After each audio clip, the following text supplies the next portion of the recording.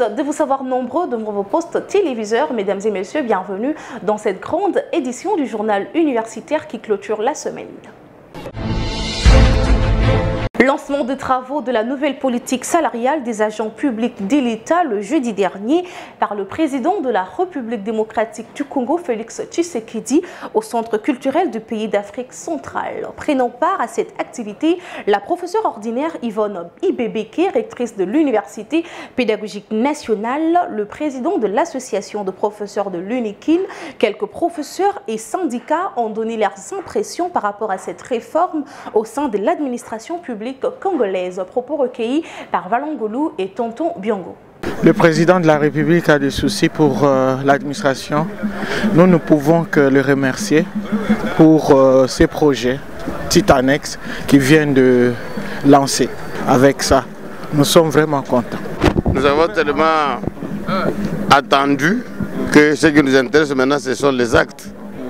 Oui, mais avant les actes, avant d'avoir la politique salariale, il faut qu'on sache d'où nous venons. Donc nous, par exemple, à l'enseignement universitaire, nous avons cette histoire de Bibois 1 et Bibois 2. Parce que le vice-premier ministre a été assez explicite. La politique salariale ne peut intervenir dans le quotidien que vers l'an 2027. Mais en attendant, les gens doivent vivre.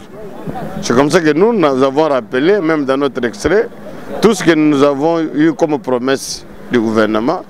Parce qu'on ne peut pas vivre dans un pays à géométrie variable. Donc, il faut qu'on ait les principes. Par exemple, même grade, même rémunération, même si les primes peuvent être différentes, mais les traitements de base doivent être les mêmes. Tout part d'une idée. Tant qu'il n'y a pas une idée, il n'y aura pas une action. Dès que le chef de l'État a eu cette initiative de nous réunir aujourd'hui autour d'une nouvelle politique salariale, tout ce que nous souhaitons, c'est que cela puisse avoir un heureux aboutissement. Parce que des promesses, nous en avons déjà beaucoup. Mais seulement, il faut que ça se concrétise dans la vie courante.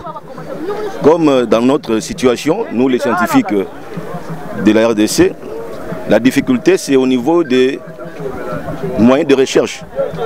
On nous demande d'avancer dans les recherches, mais les moyens ne suivent pas. Nous aimerions aussi que, avant la mise en place de cette nouvelle politique salariale, que le gouvernement s'acquitte de sa promesse de pouvoir outiller ou donner les moyens aux scientifiques, afin que nous ayons des thèses inédites qui vont faire avancer les choses. Bon, le message était collectif pour tous les secteurs. Et nous, on attendait ça pour qu'on arrive à harmoniser les différents points de vue qu'on attendait depuis, comme on a dit, 40 ans ou 50 ans. C'est un message important et que c'est la fin qui justifie le moyen. Qu'on se mette d'abord au travail et qu'on fasse le travail après le suivi, que nous allons dire à nos agents, voici ce que le président de la République a dit, et ce sont des réalités. La politique salariale est l'un des socles du développement socio-économique d'un État. Nous avons vécu pendant très longtemps, près d'un demi-siècle, où nous n'avons pas connu de politique salariale pour s'occuper largement de ceux qui sont agents et fonctionnaires de l'État à travers l'octroi d'un salaire minimum interprofessionnel garanti qu'on appelle SMIG. Le fait pour le président de la République, sous son leadership et le gouvernement dirigé par Madame la Première ministre Judith Suminwa, de mettre en place cette politique et monter les ateliers pour la redynamisation, sinon la valorisation, attachée aux fonctionnaires de l'État et agents publics en République démocratique du Congo. C'est une aubaine parce qu'il faut arriver évidemment, comme il l'a dit lui-même, à avoir une politique salariale équilibrée. Il est vrai que le scepticisme puisse exister parce que mettre en place une politique comme celle-ci, il va y avoir beaucoup d'obstacles, c'est bien entendu réel parce que les gens qui se servent derrière cette politique-là ne vont jamais vouloir que les choses marchent. Il est important de savoir que quand on met ce genre de politique avec courage, avec audace, avec ténacité et témérité, ce qu'on affronte évidemment tout ce qu'il y a comme obstacle. Je pense, à mon avis, que, parce que cela a été démontré à bien d'égards, ceci pourra arriver à bon port, évidemment avec beaucoup de pépins, mais il faut imaginer, mettre en place ce qui a été fait et ce qui a été dit par le VPM de la fonction publique exactement. distinction, c'est la mention obtenue par le chef des travaux Bendele Koumokoudi Baudouin de la faculté des sciences de l'Université pédagogique nationale lors de la soutenance publique de sa thèse de doctorat. La cérémonie a eu lieu le mercredi dernier au sein de cet établissement universitaire. Valangolo et Tonton Biongo. Le chef des travaux Bendele Koumokoudi Baudouin a soutenu publiquement sa thèse de doctorat à l'Université pédagogique nationale UPEN, intitulée « Modélisation des paramètres physico-techniques d'un réseau électrique hybride d'approvisionnement en électricité dans la ville de Kikwit ». Devant un jury rigoureux, l'impétrant a fait savoir que la pertinence de la centrale de Kakobola et la recherche de la nouvelle configuration du réseau de distribution d'énergie électrique de la ville de Kikwit dans la province de Kwilu lui ont poussé à caractériser les paramètres physico-techniques du couplage du système énergétique, notamment thermique, photovoltaïque et hydroélectrique, en vue de proposer des pistes et des solutions optimales pour la recherche d'équilibre entre les sources énergétiques et les réseaux de distribution d'électricité générés. Il a par ailleurs passé à une démonstration devant le membre du jury sur le fonctionnement de ces trois sources en énergie électrique. Les charges aussi sont branchées. Maintenant, la centrale thermique a un problème. Donc, il y a un problème d'entretien de la centrale thermique. Quand la centrale thermique a un problème, vous constatez que non, même les cabines de cette centrale-là ne sont pas alimentées. Avec une population estimée à 1 253 136 habitants en 2018, cette population bénéficie que 2 heures sur 24 heures en électricité la journée. D'où cette thèse porte une solution idoine à cette préoccupation. Après les jets de questions et réponses, puis la délibération à huis clos, le professeur ordinaire Matata Tombo, président du jury, a fait savoir que le chef des travaux Bendele Koumokoudi a réussi à l'ensemble de l'épreuve avec la mention « Grande distinction ». Après délibération à huis clos, le jury a pris la décision suivante. Monsieur le chef des travaux, Baudouin Bendele Koumokoudi, a réussi à l'ensemble de l'épreuve avec la mention « Grande distinction ». Toge, un signe de l'Université pédagogique nationale et diplôme lui ont été accordés par le professeur Albert Mfongi, secrétaire général à la recherche de l'UPEN, au nom de la professeure Yvonne Ibebeke, la rectrice empêchée pour la jouissance de son nouveau titre de docteur à thèse en sciences.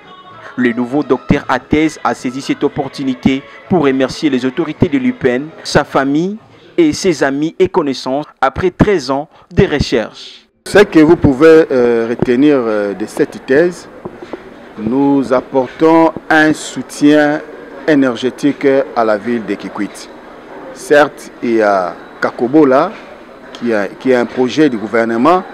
Actuellement, nous avons la centrale thermique, mais nous avons évalué les puissances que Kakobola injecte à Kikwit. Nous avons évalué la puissance que l'énergie, la centrale thermique injecte au réseau de distribution à Kikwit. Par rapport à la demande, nous avons constaté qu'il y avait un déficit énergétique très criant. C'est comme ça que nous avons apporté le couplage avec 3 sources pour essayer un peu de renforcer la production au niveau de Kikwit. Ce que nous recommandons au gouvernement congolais, certes, la SNEL est là, le projet Kakobola est là, mais il y a toujours les déficits énergétiques. La population de Kikwit souffre énergétiquement. Pour l'instant, on lance le courant 2 heures seulement sur 24 heures. Vous comprenez? Donc la population est en train de souffrir. C'est comme ça que nous avons apporté notre pierre dans l'édifice pour booster l'économie, le développement de la ville de Kikwit. Ce que nous recommandons au gouvernement, que le gouvernement nous appuie pour que nous puissions mettre en œuvre le projet que nous venons de présenter aujourd'hui.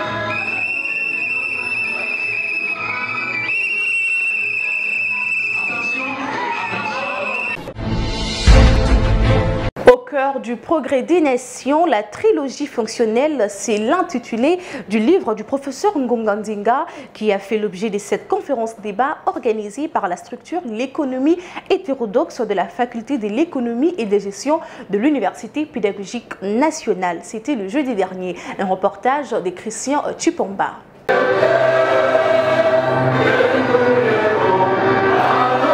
C'est par le mot de bienvenue du représentant du doyen de la faculté d'économie et de gestion de l'Université pédagogique nationale que le chef des départements des sciences économiques, le professeur Kadimou Eloi, a salué et encouragé l'initiative prise par la structure économiste hétérodoxe, en français facile, le laboratoire d'idées des économistes hétérodoxes dirigé par le chef des travaux, Niafé.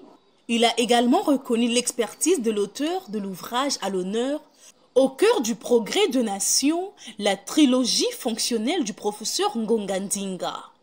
Cette conférence a représenté une immense fierté pour les étudiants, porte-parole du laboratoire économiste francophone et anglophone, qui ont eu l'opportunité d'échanger avec le professeur Ngonga Ndinga autour de son ouvrage.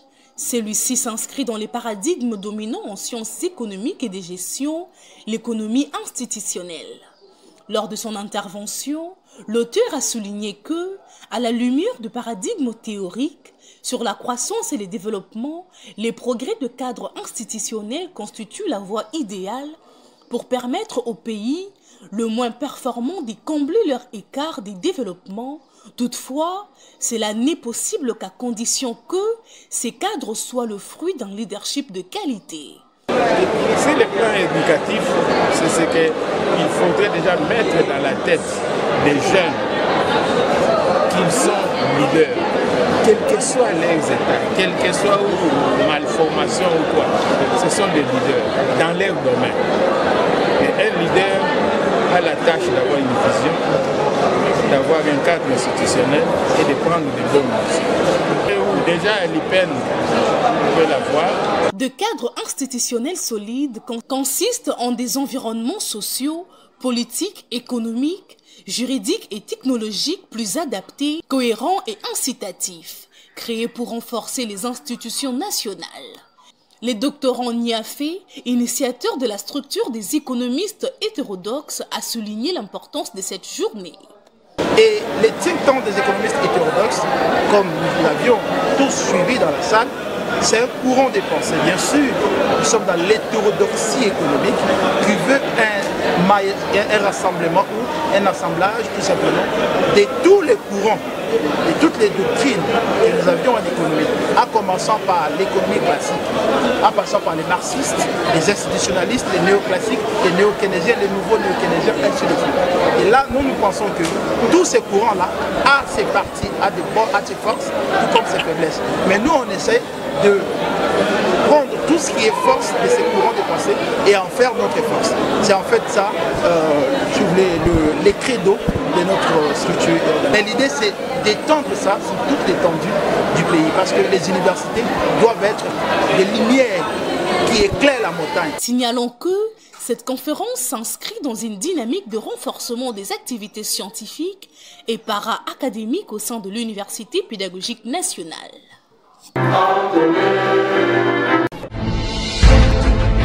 Les étudiants de l'Institut national des bâtiments et travaux publics, INBTP en sigle, sous la direction de leur directeur général, le professeur Cédric Chibangu, collaborent avec l'Université pédagogique nationale pour construire des auditoires préfabriqués afin de venir en aide aux facultés dont les bâtiments sont encore en chantier. Laetitia Kapinga et Christian Chipomba.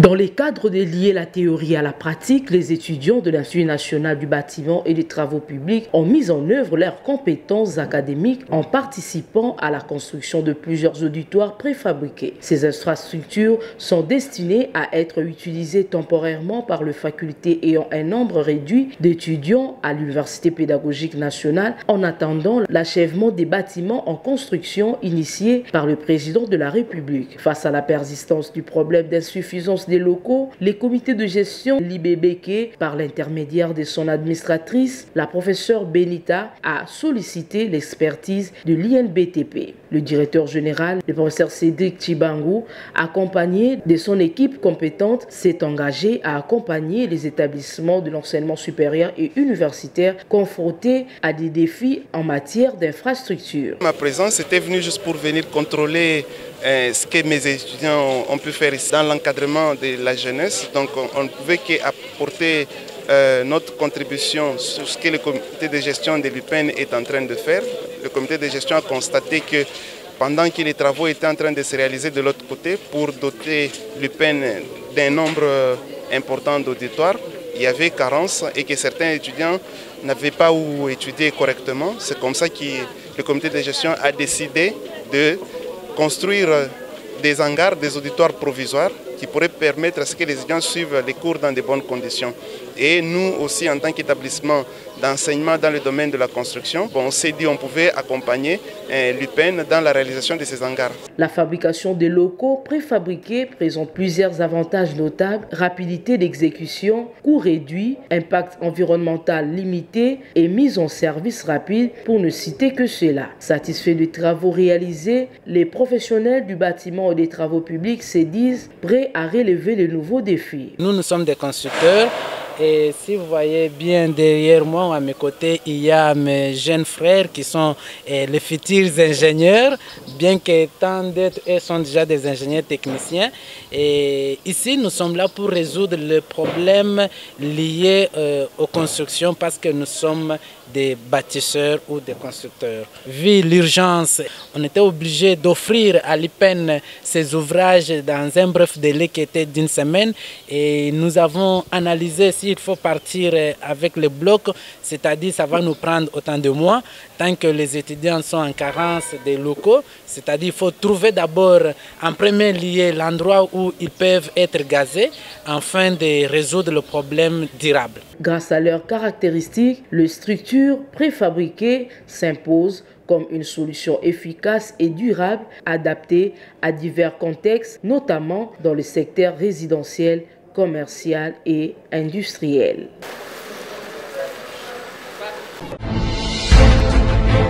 Parlons à présent de la cérémonie de l'installation du nouveau comité des étudiants à l'université Simon Kimbangu le mercredi dernier. Le membre du comité de gestion de l'université Simon Kimbangu et plusieurs étudiants ont pris part à cette activité qui s'est déroulée au sein de cet alma mater. Le reportage de Nisha Kalunga et Jires Landou.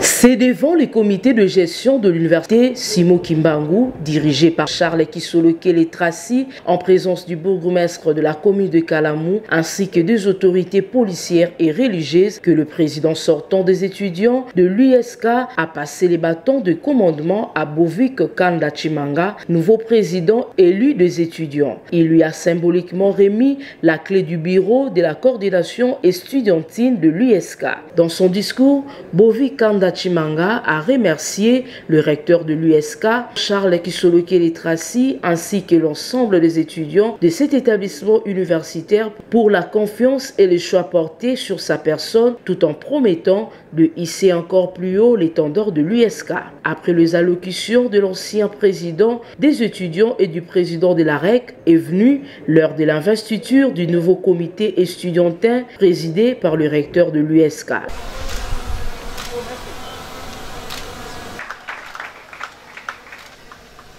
Pour immortaliser cette cérémonie de haute facture, le recteur de l'USK a déclaré: pour la nouvelle équipe, j'ai juste deux règles ou deux recommandations à vous faire. Primo, c'est de ne pas importuner vos collègues étudiants, ni encore le comité de gestion de l'université Simon Kimbangu. Et secondo, c'est d'inculquer à vos amis et collègues étudiants l'esprit du travail, la culture du travail, car c'est pour cette raison que vous êtes ici à l'université Simon Kimbangu. Aujourd'hui, c'est le départ. Vous entrez en fonction. Ce que je veux vous demander, c'est d'être toujours présent pour vos étudiants, pour vos collègues et camarades.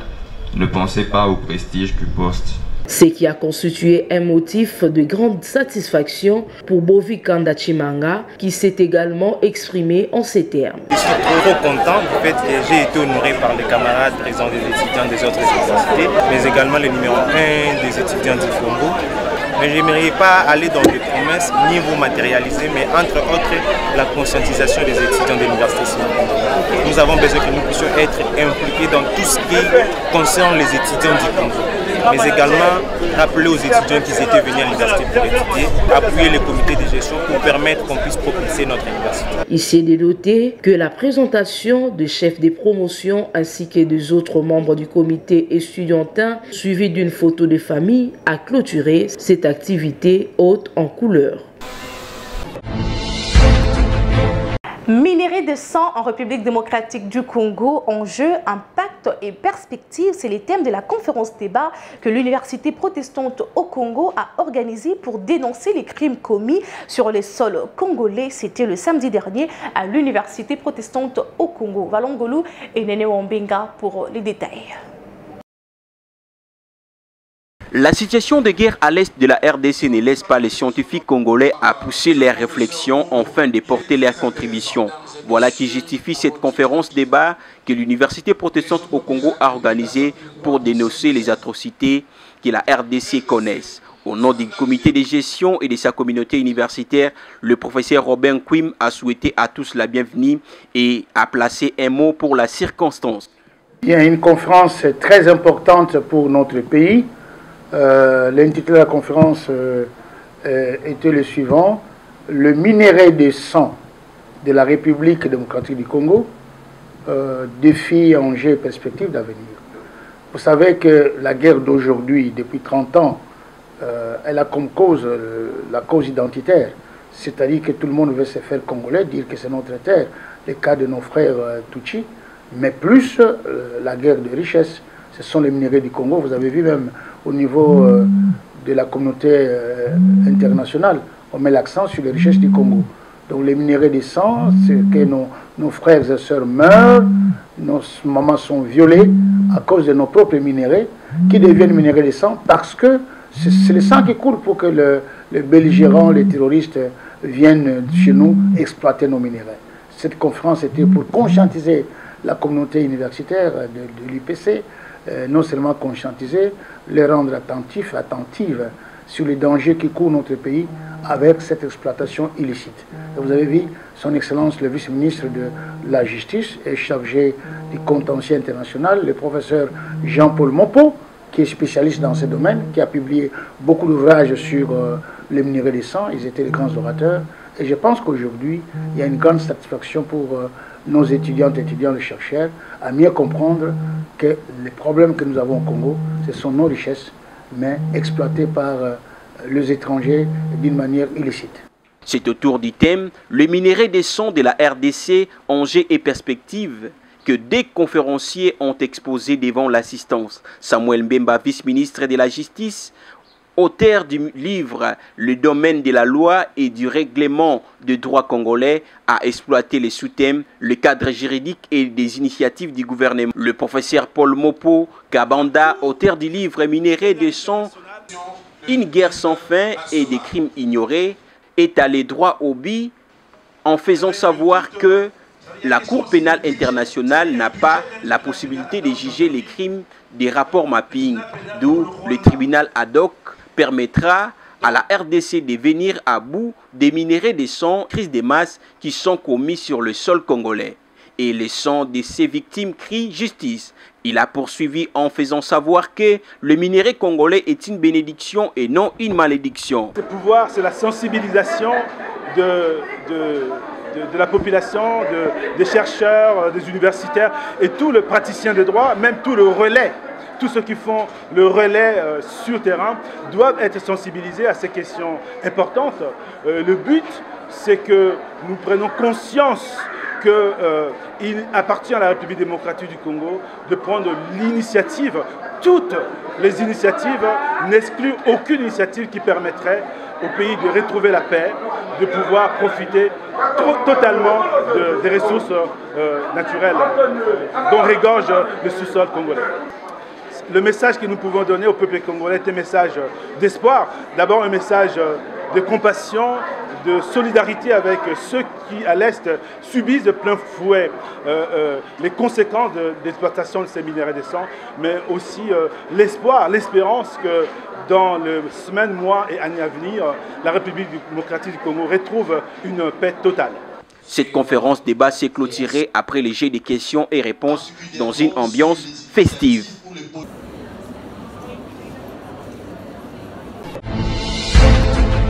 Avant de boucler cette édition, parlons de la structure dénommée NK Empire en collaboration avec le Centre international d'évangélisation Mission intérieure africaine en République démocratique du Congo qui a organisé une conférence débat à l'Institut supérieur pédagogique d'Ila Gombe sous les thèmes « Briser les obstacles de l'emploi en République démocratique du Congo ». Cette activité qui a réuni plusieurs experts et étudiants a eu lieu dans la salle du cinquantenaire de l'ISP Gombe.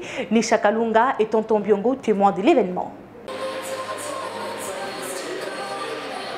Sensibiliser la jeunesse congolaise en général et les étudiants en particulier à identifier et analyser les difficultés que rencontrent ces derniers à s'octroyer facilement de l'emploi après leur cursus académique. C'est l'objectif poursuivi dans cette conférence organisée par la structure NK Empire en collaboration avec les Centres internationaux d'évangélisation Mission intérieure africaine en République démocratique du Congo, SIMIA en sigle à l'ISP Gombe sous les thèmes « Briser les obstacles du marché de l'emploi en RDC ». Plusieurs panélistes ont partagé avec l'assistance leur parcours, défis et expériences dans les marchés de l'emploi, tout en martelant sur la bonne orientation scolaire, la flexibilité dans l'apprentissage et dans la formation selon sa vision, savoir saisir les opportunités et apprendre de ses échecs. Ils ont en outre relevé quelques freins professionnels dans l'embauche, entre autres la recherche du boulot, les manques d'expérience professionnelle, les CV qui n'attirent pas, manque de compétences, d'estime de soi et de créativité. Pour éclairer l'opinion après échange entre les participants et les intervenants, ces experts ont souligné que les relations ne suffisent pas pour avoir un emploi et seule la compétence, les savoir-faire et être leur qualifieront et valoriseront. Une satisfaction pour Gédéon Kongolo, coordonnateur de la structure NK Empire, qui s'est exprimé en ces termes. Les motivations qui nous ont poussé à organiser cette conférence à l'ISP, c'est parce que nous avons constaté que beaucoup d'étudiants ici, surtout à l'ISP Gombe, une fois qu'il fait son parcours académique, il ne se retrouve pas dans le marché de l'emploi. Alors, nous avons invité quelques panélistes qui ont fait le parcours et c'est grâce à leur expérience qu'ils ont pu exposer leur parcours. Le message que je veux lancer aux étudiants de l'ISP Gombe, en RDC, on peut aussi être ces jeunes qui vont rénover, qui vont apporter une innovation dans le marché de l'emploi. Bien que le marché de l'emploi est saturé, mais il reste encore beaucoup de secteurs qui sont encore fiables, qui sont encore en exercice. Il s'y est dénoté que NK Empire fera la ronde des universités privées et publiques de la place pour échanger avec le futur cadre du pays à ce sujet crucial d'embauche après les études universitaires. Messieurs et dames, c'est la fin de cette grande édition du journal universitaire. Si vous l'aviez aimé, dites merci à Girès Landou qui était derrière la caméra, la réalisation du docteur Emmanuel Lema, toujours sur la coordination de l'honorable André Mouchongo Machara. Quant à moi, je vous dis au revoir et bonne suite de programme sur nos chaînes partenaires.